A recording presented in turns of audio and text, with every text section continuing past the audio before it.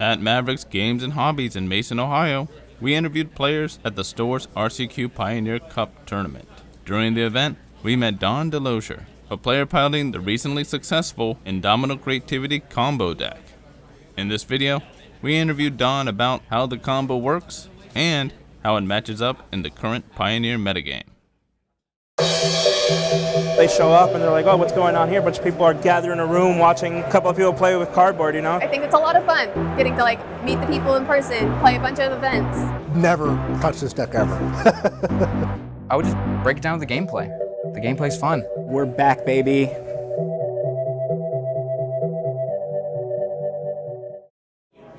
I used to be on green-red vehicles in Pioneer when the format was a lot more fair, but the format's changed a lot. There's a lot more Greasefang, a lot more Lotus Field, and a lot more creativity. And vehicles has less of a home there just because it has less interaction. So I wanted to play a deck that was able to both attack those unfair angles with counter magic, and then also be able to play an unfair game. So I'm Dawn DeLozier. I'm playing Indomitable Creativity combo in the Mavericks RCQ here in Mason, Ohio. So it's a combo control deck that uses a lot of controlling pieces in the early game to get to a combo that kills the opponent on the spot later in the game with Indomitable Creativity and then tokens on the board. So what Creativity does is it's red, red, red, X, and then it destroys X artifacts or creatures. And then you flip over cards in your deck until you reveal that many creatures or artifacts, and then you put them on the board. So I only play 2 creatures in my deck. I have a Xenagos, God of Revels, and a Worldspine Wurm. So I'll make some creature tokens or treasure tokens, usually from Big Score or Fable of the Mirror Breaker or Shark Typhoon, and then I'll cast Creativity on them, and then that will turn them into a Worldspine Wurm and a Xenagos. I'll always Creativity for 2 to get exactly those, and then the Xenagos will give the Worm plus 15-0 and haste, and then I attack with a 30 power trampler, which usually is able to get the job done.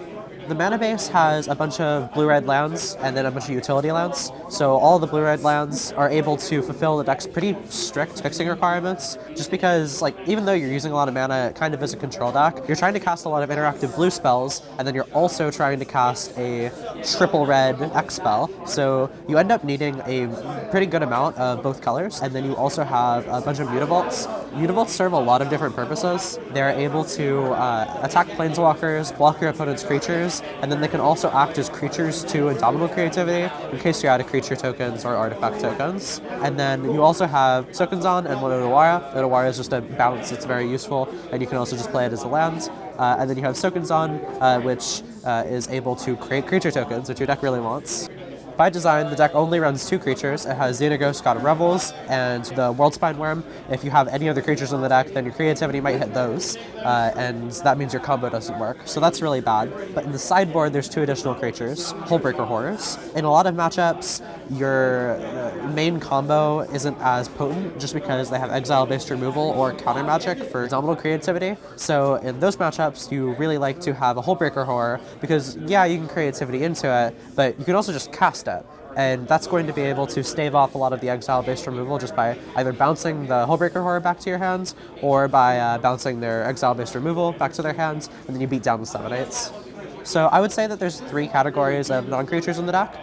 There's going to be your removal, your card selection, and your main enablers. They overlap a little bit, but your removal is very obvious. You have 4 copies of Fiery Impulse and 4 copies of Fire Prophecy. So Fire Impulse is just a very efficient removal spell. You're playing a lot of instants and sorceries, so almost always it's going to be able to deal 3 damage to something for 1 mana, which is a great rate, and when you're trying to control the board and stop yourself from getting run over by aggro decks, that's really great to have. And then Fire Prophecy serves 2 roles. First, it's a 3 damage removal spell, which is great against aggro decks, and then it also is able to provide card selection, but more importantly, it does that by putting cards in your hands on the bottom of your library. So if you draw a card that you don't want to have, Xenagos or Worldspine Wurm, then you're able to put it on the bottom of your library so that you can combo into it later. Otherwise, that's going to be a problem if you draw your Xenagos and you can't do anything with it. You can cast it off treasures, but ideally you just want it in your library so that you can combo with it. Then you have card selection, so this kind of overlaps with Impulse, and then Fable the Mirror Breaker kind of does this, and so does Big Score, but I'd say those are more enablers. But Impulse is a pure card selection spell, so it's 2 mana to look at the top 4 and pick one. We don't really need those like very cheap, efficient cantrips. We want the ones that get us exactly what we need, because we have such a wide variety of different cards in the deck. We want something specific every time. So we'll have Impulse, and then we have the 1 dig through time. That's something that we're able to cast later after our graveyard's stocked, so that we can pick whatever card that we need for that situation. And then you have a bunch of enablers, so that's going to be your 1 Shark Typhoon. You have more in the board for when it's applicable, but that's able to make a token, draw you a card, and if you really want to, you can cast it and then go off there, but very rarely is that actually relevant. Almost always you're cycling it. And then the other main ones are Fable of the Mirror Breaker, which needs no introduction. It's the best card in Standard. It might be one of the best cards in Pioneer. You're able to play just a fair game with it because you're able to make these 2/2/2s, both of which have useful effects. So you can just interact and like play a Fable of the Mirror Breaker. That can sometimes just be your win con, but more importantly, it's able to enable your deck extremely well for a lot of different reasons. The front half of it makes a creature token that makes treasure tokens that tap for mana when you need them. The backside is a creature to creativity, and then the second chapter lets you discard cards that you don't need to draw more cards, which is great when you need card selection to get very specific things, which the deck usually wants. And then Big Score is your fastest combo enabler. On their end step on turn 4, you can go Big Score pitching something, and then you draw 2 cards and make the 2 treasure tokens. You can then go lands, creativity X equals 2 on the treasure tokens, and they're dead. So those are really useful to be able to execute the combo. So sideboard cards usually fall into 3 categories. You have your Hullbreaker Horrors, which you side in when your main combo isn't as good. This is most applicable in Blue-White Control against Izzet Phoenix and some other decks with counter magic. And then you have a pile of different pieces of counter magic. The only generally applicable counterspell in Pioneer that you can play in this deck is Make Disappear, just because it's a quench early and then you'll have a bunch of random little creature tokens that you can sacrifice later to be able to make it a more potent counterspell. But all of the others are very good, it's just that they're dead against too many decks to be able to include in the main deck. So you have a bunch of counter magic in their sideboard, where games 2 and 3, you can board in the correct counter magic to be a bit slower and then focus on being faster game 1, just to be able to not make the counter magic matter.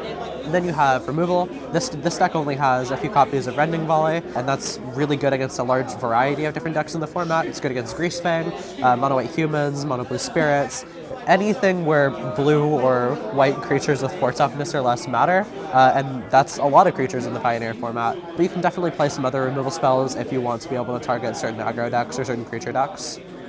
So I would categorize this as a combo control deck. So if you look at pure combo decks that are just dedicated to like executing their combo, I'd say the most relevant one in Pioneer is Lotus Field. Whereas in this deck, you have a lot of divergent plans. So sometimes you're just attacking with the tokens that you have, or just powering through with Fable of the Mirror Breaker. But what you're trying to do is play a controlling game plan where you're trying to stop them from what they're doing just long enough so that you can combo and kill them. You're trying to get them to constantly respect the threat of the combo while also just playing a reasonable game plan otherwise. It's very reminiscent of like Splinter Twin in Modern before that was banned, or more recently Alrund's Epiphany in Standard before that was banned, and then also Underworld Breach in Modern, although that deck is a little bit more aggressive. So that's what I really like. I play a lot of tempo decks and I play a lot of aggro decks, but I'm actually really drawn to these like Splinter Twin style decks just because you don't need to win through Indomitable Creativity. There's a bunch of other ways to win, and even when you're winning with Indomitable Creativity, sometimes it's different. Sometimes it's with Hullbreaker Horror, sometimes you're just attacking with Mutavault, sometimes you have Shark tokens, sometimes you hard cast Shark Typhoon. It's really great because there's a lot of different game plans to lean on. You don't just have to rely on one thing that can be disrupted. That's all we have for this episode. We'd like to thank Dawn for sharing us her deck. If you'd like to know more, please check out the video's description. We'll have more deck techs coming soon, so please come back for another episode of Inside the Deck.